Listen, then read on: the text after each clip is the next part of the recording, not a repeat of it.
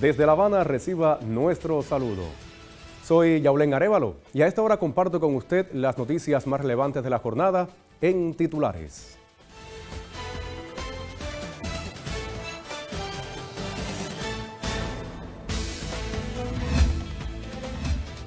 Cuba reitera compromiso con el Tratado de Tlatelolco en el aniversario 59 de su firma.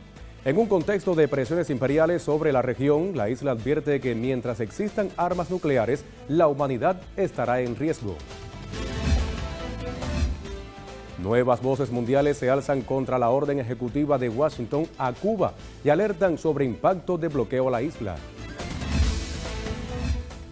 Matrimonio pinareño cumple casi 5 décadas unido por el amor y la docencia. Margarita y Enrique, máster en educación, tienen una historia que demuestra cómo la enseñanza también se construye en la familia. Los detalles al cierre de nuestra emisión.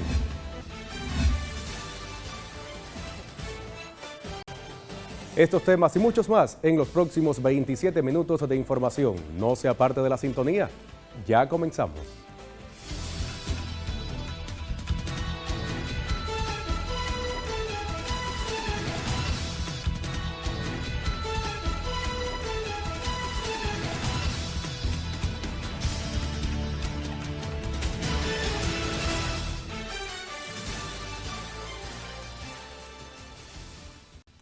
Lo anunciaba en titulares, el canciller de Cuba, Bruno Rodríguez, evocó hoy el Tratado de Tlatelolco, firmado en Ciudad de México hace casi 6 décadas para prohibir las armas nucleares en América Latina y el Caribe.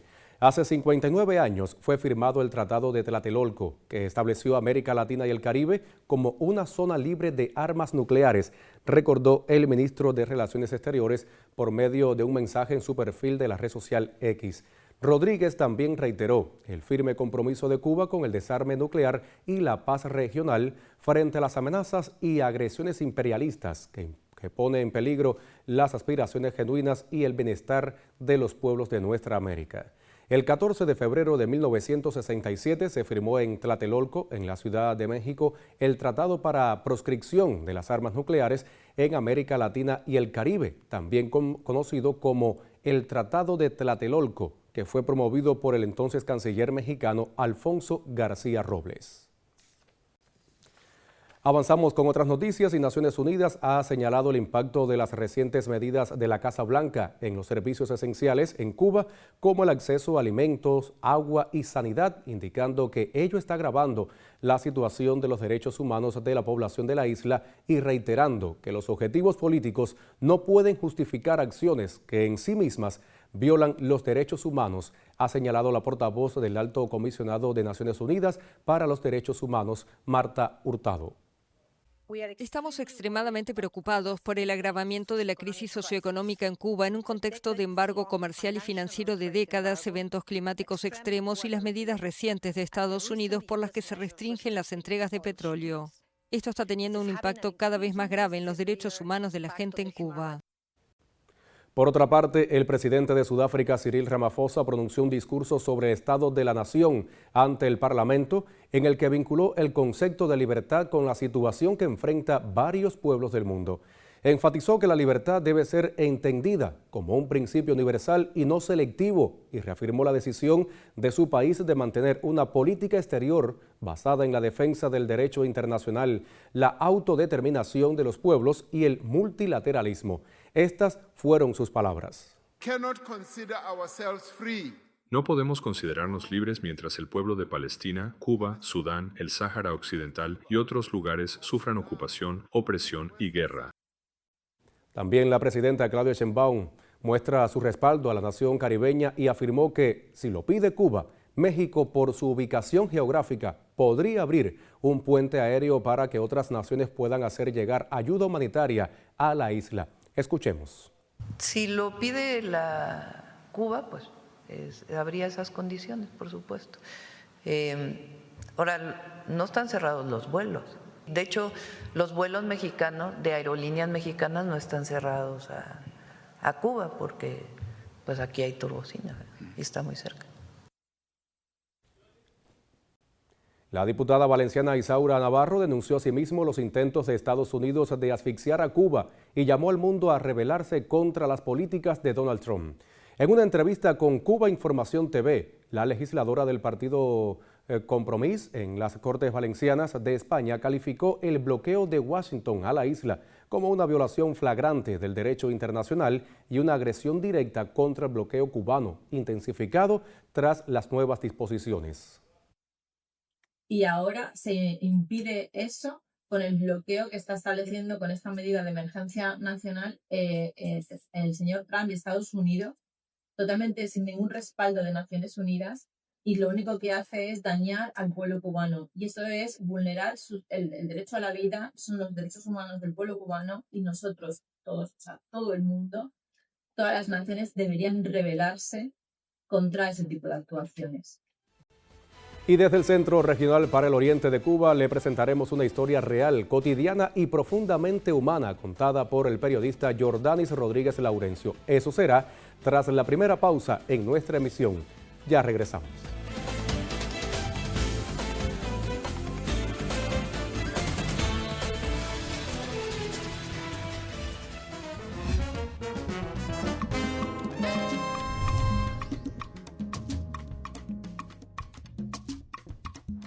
En primer lugar, estas políticas de Trump que las diferencio del pueblo estadounidense son unas políticas genocidas, imperialistas, que buscan aislar cada vez más al pueblo cubano, que el pueblo cubano no es una amenaza para nadie, ¿ya? Es un pueblo digno que quiere vivir en paz y requiere de la solidaridad de todos los pueblos, de los movimientos sociales, de las organizaciones de América Latina y el mundo, fuera Trump, de Cuba y de América Latina.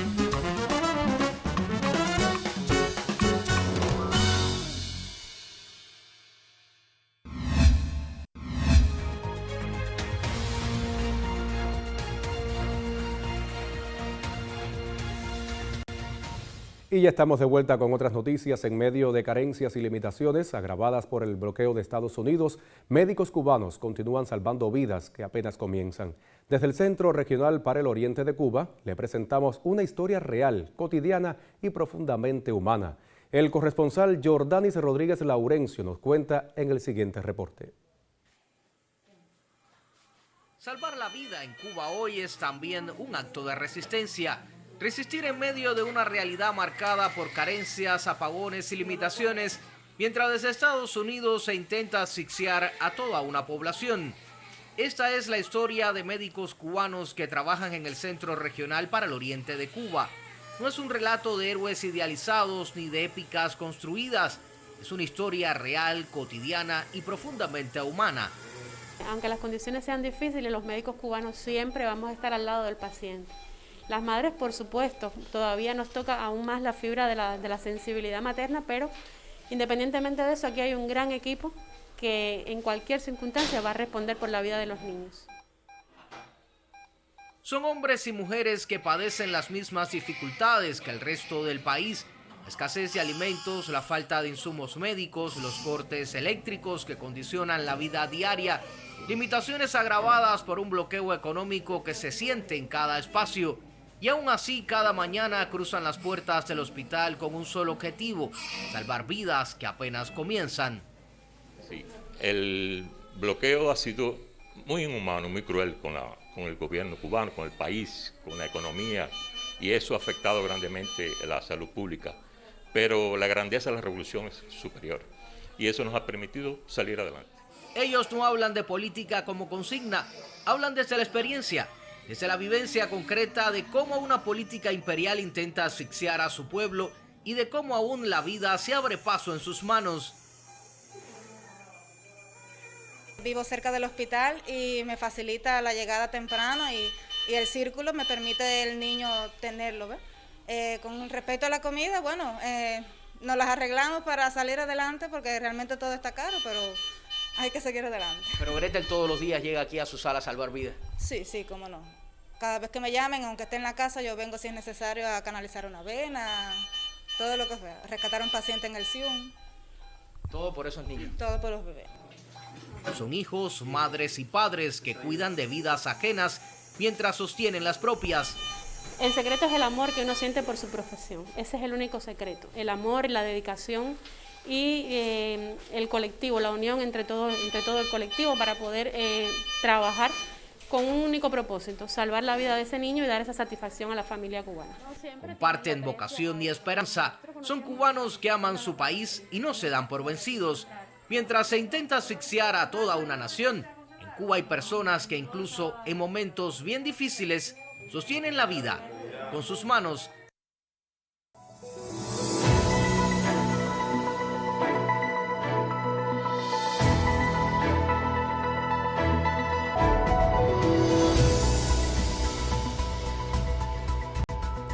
Y en Cuba Noticias de fin de semana es momento para conocer el comportamiento de las variables meteorológicas para las próximas horas en los principales destinos turísticos de nuestro país. Con toda la información, la máster en ciencias, Ginelis Bermúdez.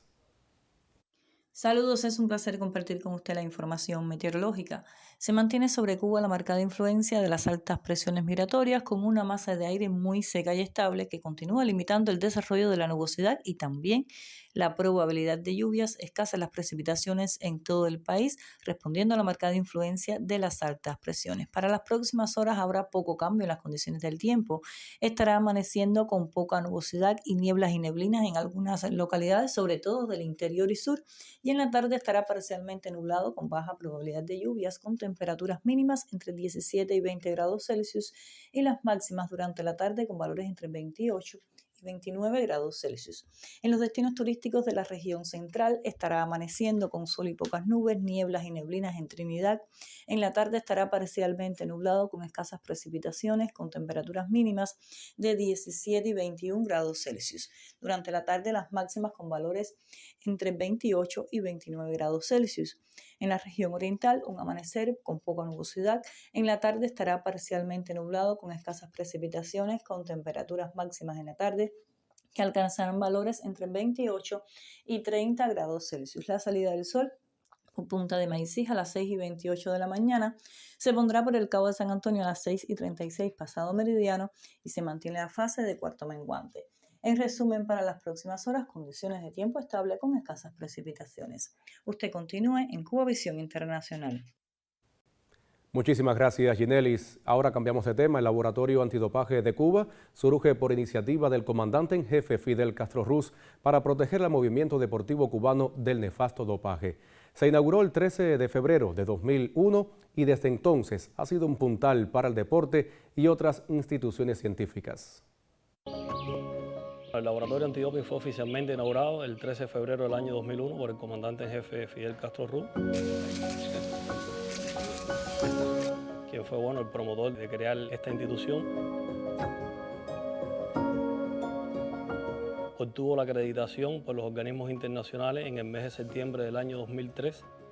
Con un esfuerzo grande del colectivo de trabajadores logró obtener la acreditación tras 1 año y 9 meses. Es una institución que no solo brinda los servicios de control antidopaje a la Organización Antidopaje de la República de Cuba, sino que también tiene contratos internacionales con aproximadamente 15 países del área de Latinoamérica, con lo cual, con los ingresos que genera, puede solventar el gasto que conlleva tener una institución de este tipo, que en el mundo solamente hay 29, por lo tanto habla de lo importante de contar en Cuba con una institución de esta calidad. También brindamos servicios científico-técnicos a otras entidades del país y tenemos una estrecha relación con las universidades, fundamentalmente con la Universidad de La Habana, donde un grupo de estudiantes de la carrera de química, radioquímica o ciencias farmacéuticas vienen a hacer pasantías en nuestra institución, ya sea de prácticas laborales o tesis de pregrado y finalmente algunos de ellos se incorporan también a trabajar con nosotros.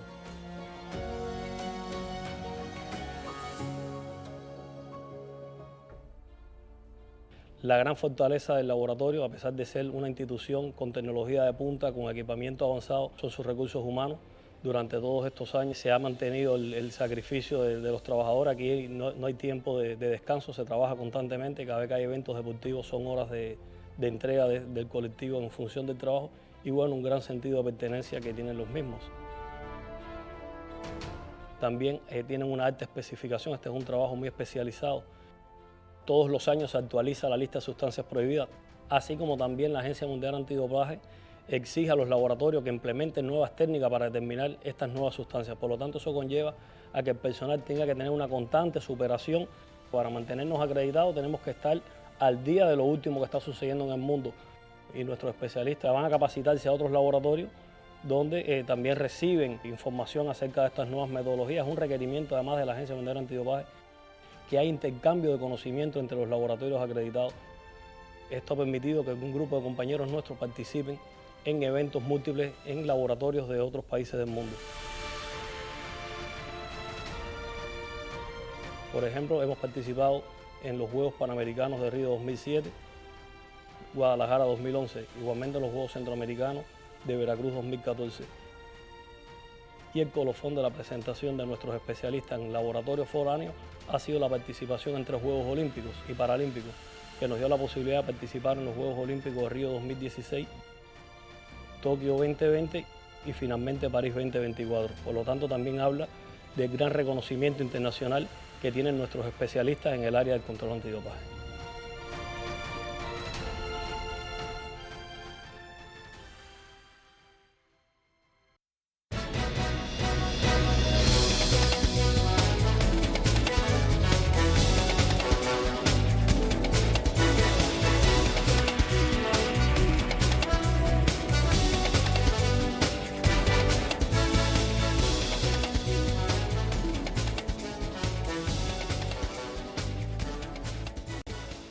Y en Cuba Noticias de fin de semana es tiempo para conocer la actualidad deportiva. Hoy con el comentarista Rodolfo Durán. Durán, bienvenido, buenas tardes. Buenas tardes, un saludo para ti, Yaulén, saludos para todos los amigos que están con Cuba Noticias. Vamos con los deportes y vamos a iniciar recibiendo la señal del Estadio Latinoamericano. En estos momentos, en esa instalación, se está jugando el último partido de la Serie Nacional de Béisbol. Ven ustedes el banco del equipo de Matanza festejando ya los yumurinos lo que en los próximos minutos será el título para esta provincia. Están ganando 9 carreras por 0. En estos momentos este choque en el Estadio Latinoamericano se está jugando la parte baja del segundo inning. Matanza fabricó 7 carreras en el primer episodio y ahora acaban de hacer 2 más en el segundo y bueno, ya ganan 9 carreras por 0. Este es el cuarto choque de esta final del béisbol cubano que bueno, todo parece indicar que va a favorecer a la selección de Matanzas, que se va a imponer por barrida sobre el conjunto de las Tunas, un resultado realmente inesperado. Aunque Matanzas partía como favorito, realmente no se esperaba que ganaran de manera tan apabullante como lo han estado haciendo en esta final del béisbol cubano. 9-0 el choque en el cierre del segundo inning. Y bueno, a propósito, Matanzas ayer ganó el que ha sido el mejor juego y indudablemente será el mejor juego de los 4 que se han celebrado. Un choque que ganó las Tunas hasta las postrimerías, estuvieron delante 5 carreras por 0. El equipo de Matanzas logró igualar y finalmente dejaron al campo en el final del noveno a la selección tunera. Precisamente desde el Estadio Latinoamericano, el periodista Ernesto Arturo nos preparó un reporte de lo que fue aquel tercer choque celebrado el viernes entre Matanzas y las Tunas, preámbulo de este que ya está decidiendo el campeonato. Los cocodrilos de Matanzas dejaron sobre el terreno a los leñadores de las Tunas en el tercer partido de la gran final del béisbol cubano. El encuentro concluyó con el cuadrangular de 2 carreras de Yurisbel Gracial. También hubo destaque en la ofensiva de Eduardo Blanco, el capitán de la banda yumurina, quien compiló de 4-3 y con un batazo de vuelta completa empató el encuentro en el 7º episodio. La victoria fue para Armando Dueñas, que no permitió carreras en 1 inning y 2 tercios, el cierre del encuentro.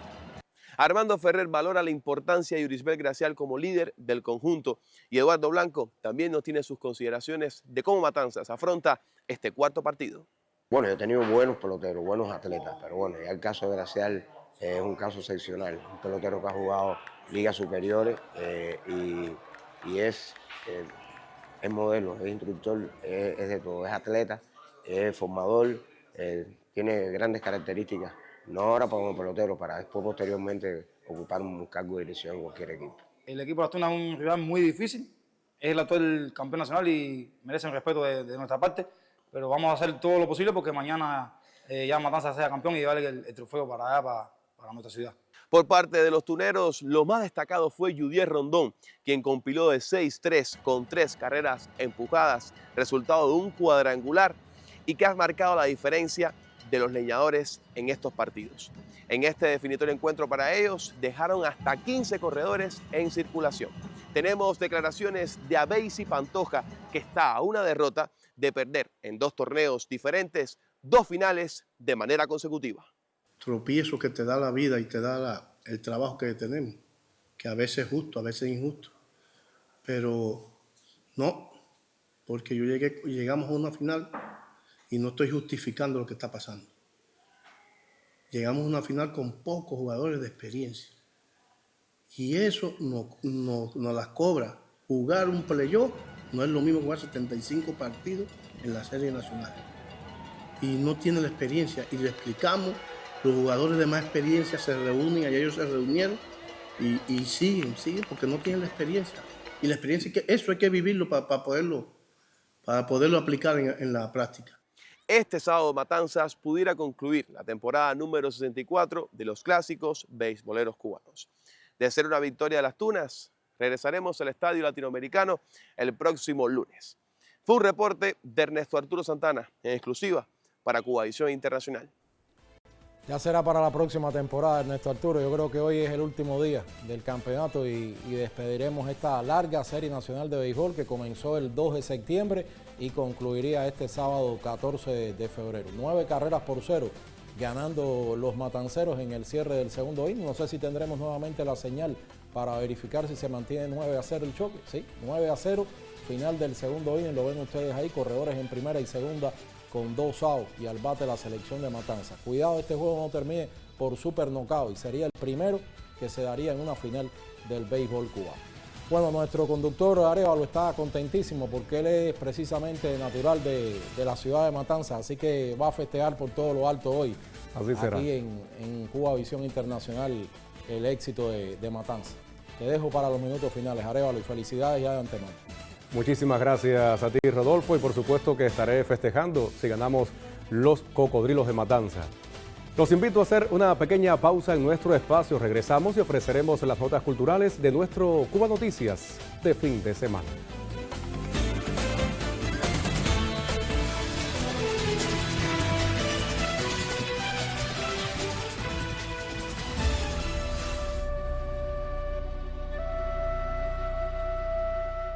La obra y la historia del artista Yuan Sikun nos hablan de una admiración que cruzó mares y tiempos. Al norte de China, la ciudad Xi'an también nos regaló parte de su historia.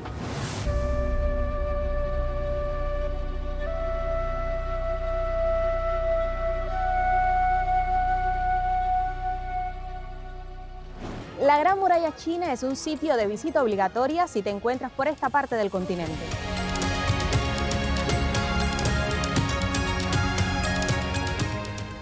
¿Cómo no se alegra cuando lo visitan los amigos de la tierra lejana? Estamos muy contentos, de tenerlos aquí.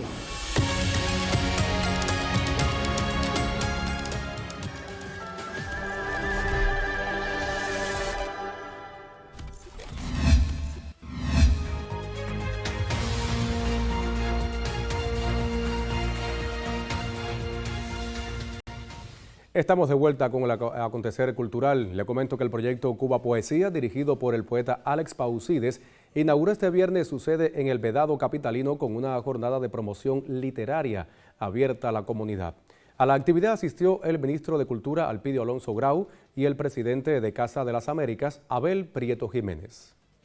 En calle 4, entre Línea y 11, en el Vedado capitalino, la poesía tiene una nueva casa. Un sitio para que los poetas vengan a trabajar, para que de aquí los poetas vayan a la escuela, a la comunidad. Cuba Poesía es editorial, festival, escuela de poesía, residencia de escritores. Todo eso va a suceder aquí en este pequeño lugar.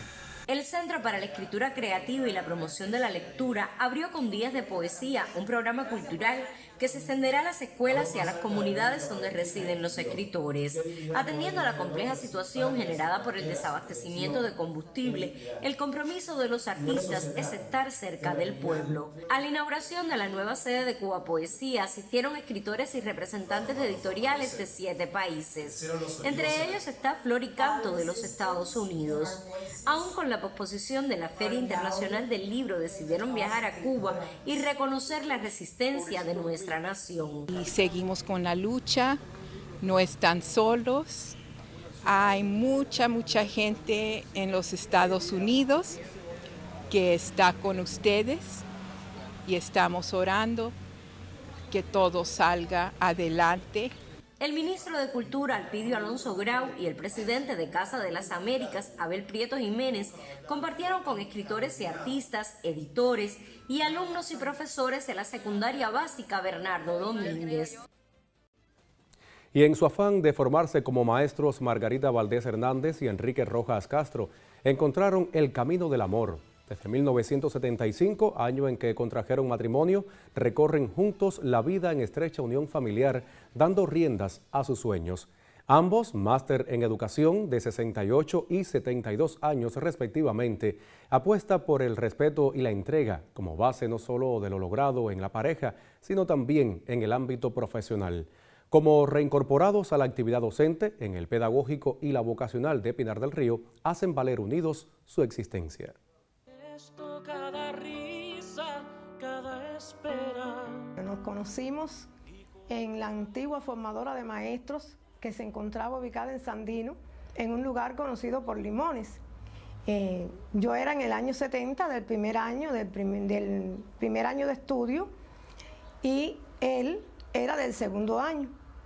Se realizó ese día unos 15 colectivos y él fue a jugar en el equipo contrario al de nosotros. Lo vi jugando pelota, en el terreno de pelota. Y fue algo que me impresionó y me atrapó hasta los días de hoy. Él me escribía muchas cartas.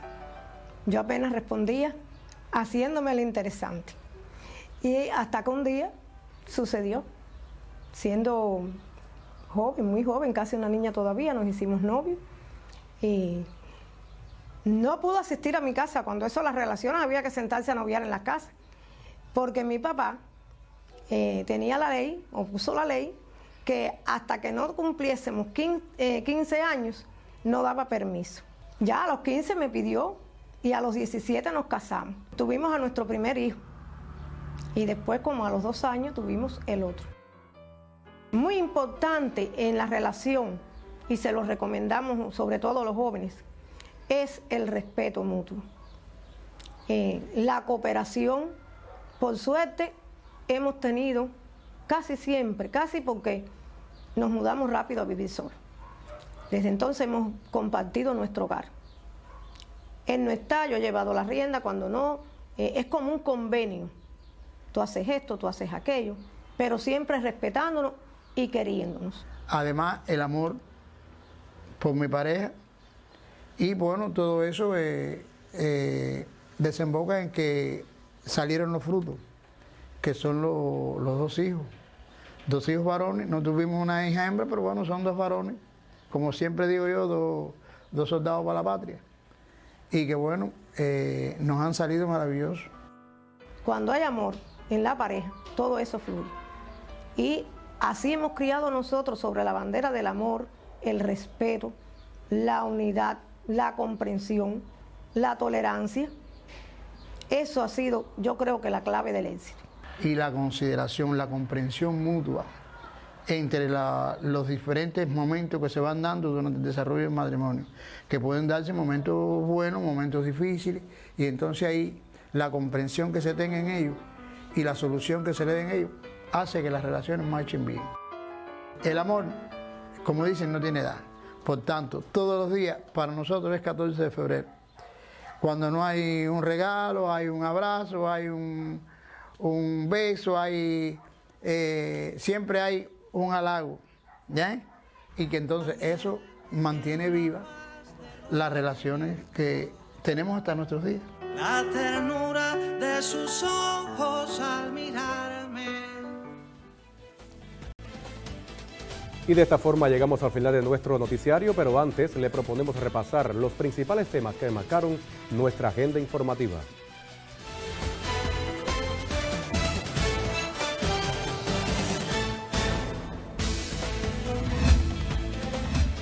En nuestra emisión le informamos que Cuba reitera compromiso con el Tratado de Tlatelolco en aniversario 59 de su firma. También le pusimos al tanto de las nuevas voces mundiales contra la orden ejecutiva de Washington a Cuba. Igualmente conoció la historia de un matrimonio pinareño que cumple casi 5 décadas unido por el amor y la docencia. Concluimos esta emisión de Cuba Noticias fin de semana. Le invito a que permanezca junto a la señal de Cubavisión Internacional. Recuerde que también estamos en las distintas plataformas digitales, Facebook, Instagram, YouTube y X.